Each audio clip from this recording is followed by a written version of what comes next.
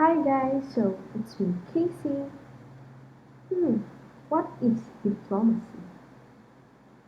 Uh, for me, diplomacy is the way in which countries manage or conduct relations with one another, aim to promote common interests and to resolve conflicting interests in a peaceful manner.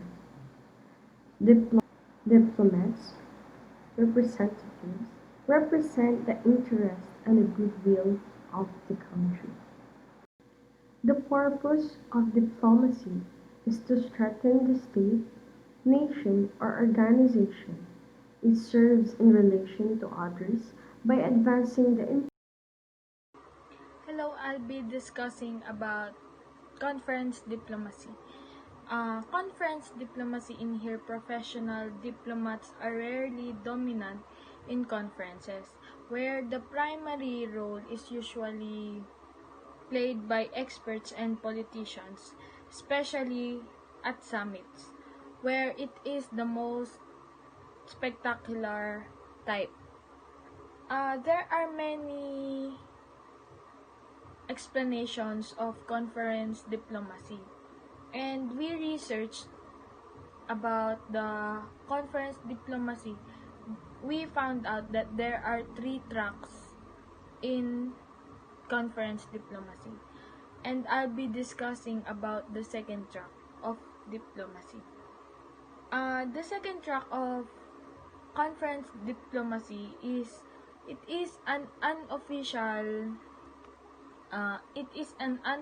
dialogue and problem-solving activities aimed at building relationships and encouraging new thinking that can inform the official process.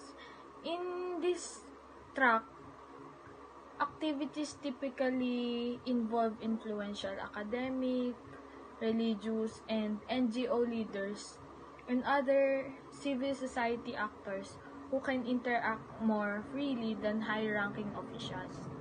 And also some analyses use the term track 1.5 to denote a situation in which official and non-official actors work together to resolve a conflict. That's all. People-to-people diplomacy undertaken by individuals and private groups to encourage interactions and understanding within hostile communities and involving awareness, raising and empowerment within these communities, normally focused at the grassroots levels. This type of diplomacy often involves organizing meetings and conferences, generating media exposure, and Economic diplomacy. It is the general use of diplomacy to achieve economic objectives for mutual benefits which to secure national interest. In exports, it is help to attract the foreign investment and participate in work of the international economic organizations. It includes international coalitions to help countries recover from financial crisis. In this, it will help them strengthen with their economies by providing jobs for their people. Before I proceed to carrot and stick theory, I just like to add some fact or where did this approach came from. The philosophy for peace approach comes from the old story that the best way to make a donkey move is to put a carrot in front of it or jab it with a stick from behind. So let's go to carrot and stick theory. It is a motivational approach that involves offering a carrot, which means reward for good behavior, and stick, which means a negative consequence for a poor behavior. Sometimes it refers to the realist concept of soft and hard power. It's easy to understand this carrot and stick theory if you will take it literally and philosophically, because you will know which of the two is the soft and hard. Carrot is the soft and stick is the hard one. The carrot is for the reward and the stick is for the consequence. Thank you. The topic is the post-Cold War period, and based on what I studied, in 1945, at the conclusion of World War II, the newly founded joined together countries pointed to supplant the dead association of countries in guaranteeing with world peace, security, and solidness. The UN Security Committee in specific was charged with the duty of maintaining universal peace and security at a time when 90% of world clashes were battled between states. Be that at its may confidence within the chamber to maintain world peace rapidly died down as the Cold War contention between the US and the USSR blocked compelling collaboration. The conclusion of the Cold War in 1989 is frequently cited as a turning point in history and the starting of a new world arrangement, usually clearly proved within the quickly expanding rate of efficiency and a newly discovered sort of participation within the SC. The primary major land to be analyzed in the development of the P5, Russia, China, UK, France, and the US, as a more cohesive and agreeable unit and its suggestion on the changing nature at the Council structure and bigger mission. Following the definition and advancement of the concept of sway will be highlighted in terms of the noble association of the SC and household undertaking of part states. At last, the joining of a human rights talk within the SC were considered both as a result of the advancing standards with the worldwide community and as a result of the Cold War ending. The conclusion of the Cold War in 1989 frequently cited as a turning point in history and start of a new world arrangement, usually clearly proved with the rapidly increasing rate of efficiency and newly discovered zone of participation within the SC. So, idadagdag ko lang is the end of the Cold War produced not a new world order but a working out of grievances and injustice that had long been overlooked. That's all. Thank you. Economic diplomacy, let's talk about the negotiation with the independent country. There's a specific topic on the economic diplomacy. First is the economic sanction against Cuba.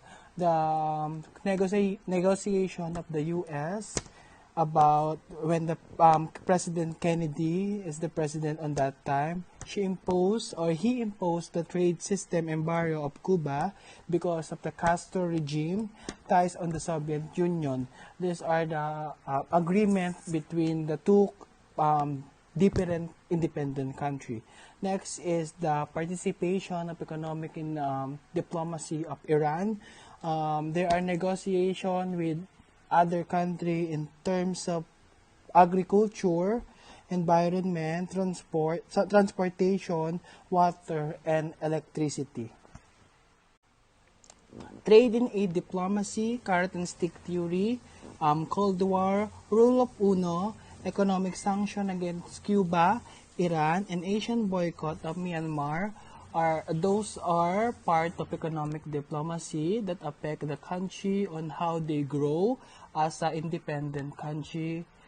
That's all. So, hi ma'am. We're going to discuss about the nuclear diplomacy, and before that, why we have a nuclear diplomacy and when it is created. So, nuclear diplomacy deals with the prevention of nuclear war and peacetime proliferation. It also deals with the use of threat of nuclear warfare to achieve diplomatic goals. So, nuclear diplomacy created to prevent war, uh, especially on nuclear war that is using to create a massive and destructive war against one country to another country. Especially it began in the Second World War or the Cold War. And before that, uh, why is nuclear diplomacy is very important before? So, ayun nga yung topic natin is all about nuclear diplomacy.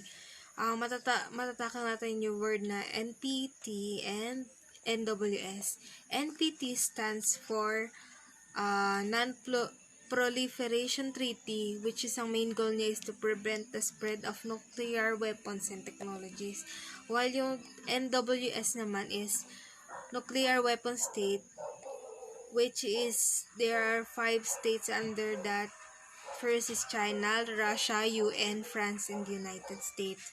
Tapos sabi dito, for these countries, nuclear diplomacy primarily means retaining their special status and preventing other countries from acquiring nuclear weapons. Pangalawa naman, nuclear diplomacy basically means getting access to nuclear equipment and technologies for their civilian nuclear programs.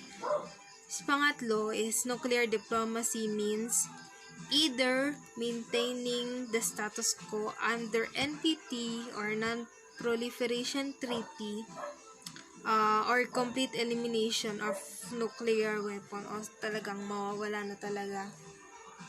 Sabi dito, on July 7, 2017, 122 nations voted on United Nations to approve the treaty on the prohibition of nuclear weapon. As in talagang tatanggalin na siya lalo sa mga wars. Yun yung agreement.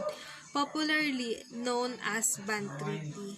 This agreement has since been ratified by 35 nations as the end of February, when it enjoys ratification by 50 nations, likely before or in 2021, next year, the agreement will become international law.